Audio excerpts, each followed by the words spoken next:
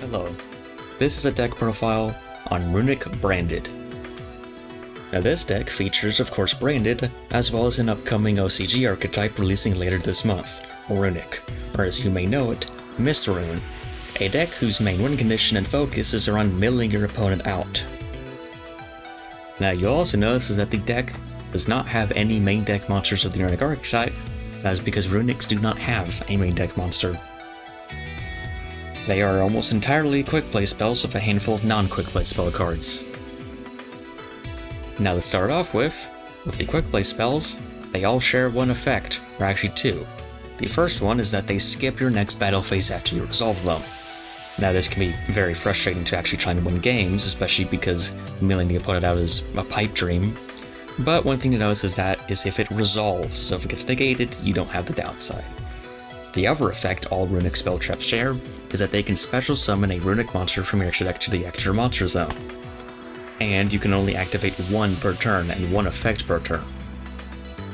To start off with, Destruction Runick, which can target a spell trap your opponent controls, destroy it, then banish the top 4 cards of their deck.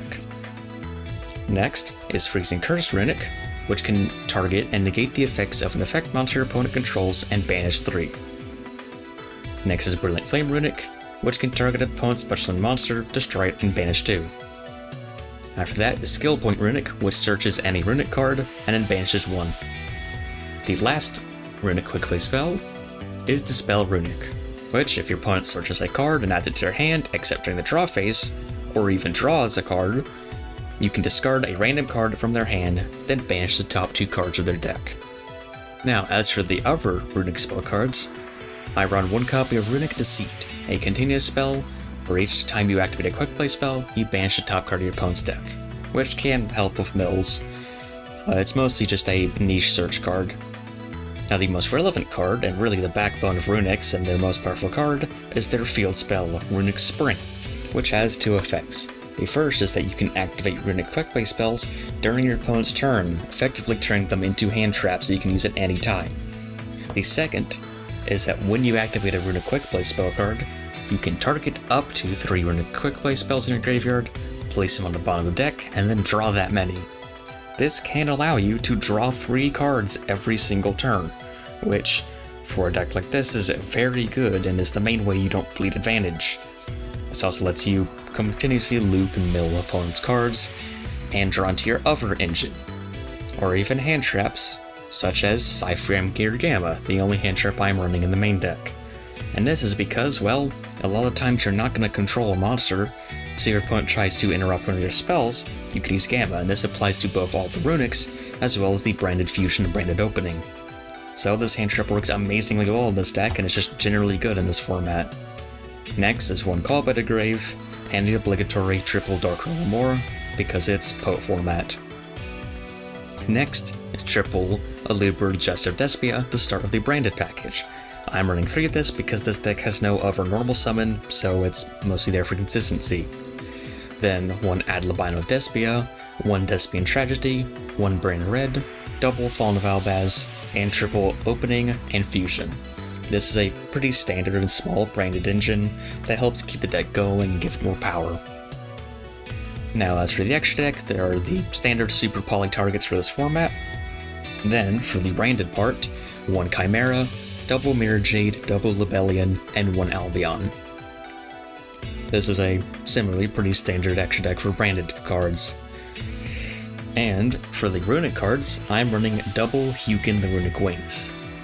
This is a monster, when it's special from the extra deck, you can discard a card and search a Runick field spell.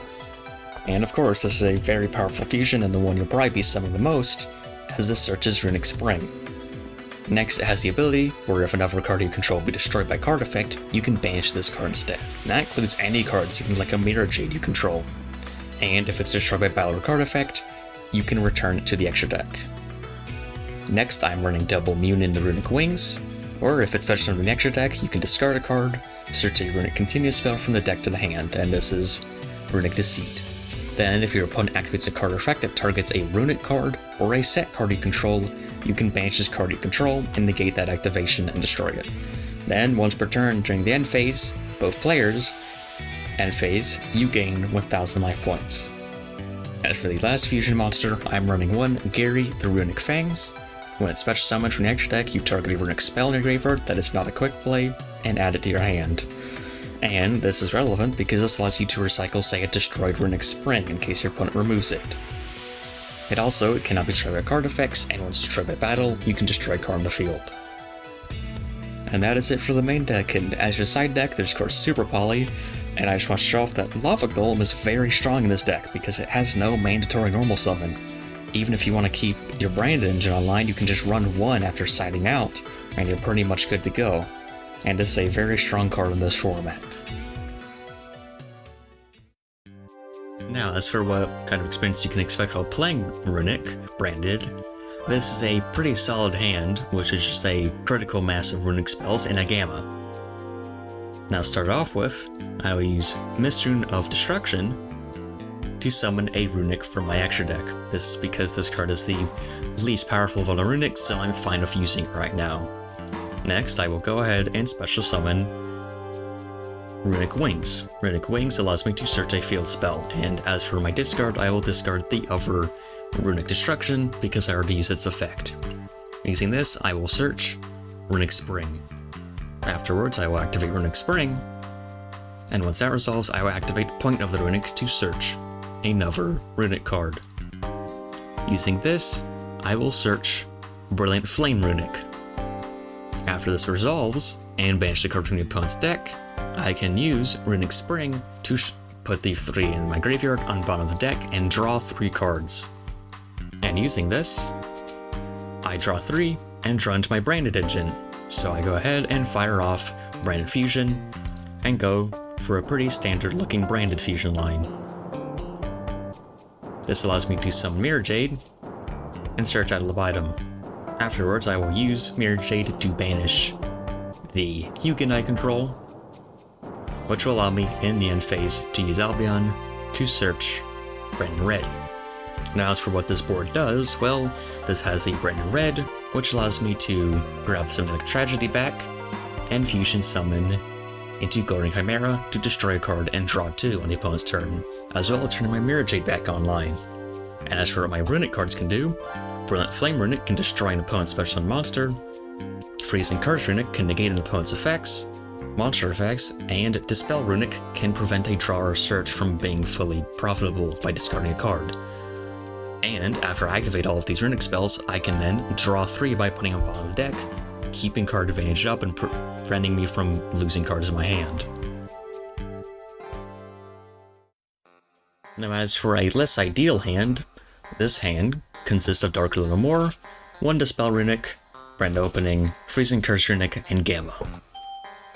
Now, with this hand, and most hands in general, you can generally choose, depending on which one is more advantageous, to go for the Runick lines or the branded lines. In this case, I'm going with Branded Opening, because if the opponent attempts to hand trap it, then I can use Gamma. And of course with this, I will go ahead and go through a pretty standard looking branded line. Branded Fusion, to then summon Valion, discarding Gamma, and summoning Mirror Jade. And in general, this is just standard branded things. I will also, afterwards, use the Runick cards to summon Hugin.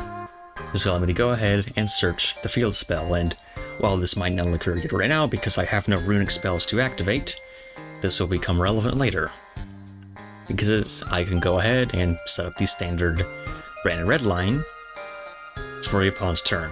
Then, when my opponent, let's say, summon anything, or whenever it's important, I can use branded red to fusion summon Guardian Chimera. Now, of course, it's a pretty standard looking line for branded, but there is one relevant thing that the Runick version of this deck does appreciate, and that is that it allows me to draw 2 cards. And so, after going through the entire chain link, searching a Luber, I draw 2. This draws me into Brilliant Flame Runick. This means whenever my opponent ends up controlling a special summon monster, I can destroy it. And afterwards, because this and the other 2 Runick spells I have in my grave are 3, I can use Runick Spring to put them in a bomb deck and draw 3, maybe drawing into more interruptions. So this is how this version of the deck can kind of unbrick itself for each engine because of its draw power. Now, as for what I think of this deck, well, Runick's as interesting and advantageous engine they are, being able to draw 3 cards every turn and interrupt. The battle phase prevention is very frustrating and the mill strategy is not practical.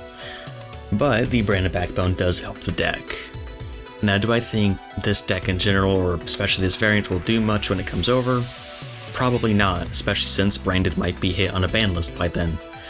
But it is an interesting way to test out Runick's pretty early on, especially before they get any extra support. And the deck is definitely fun and plays pretty differently to most decks. And it's nice to have the branded backbone to make the Runick parts more fun rather than just getting blown out.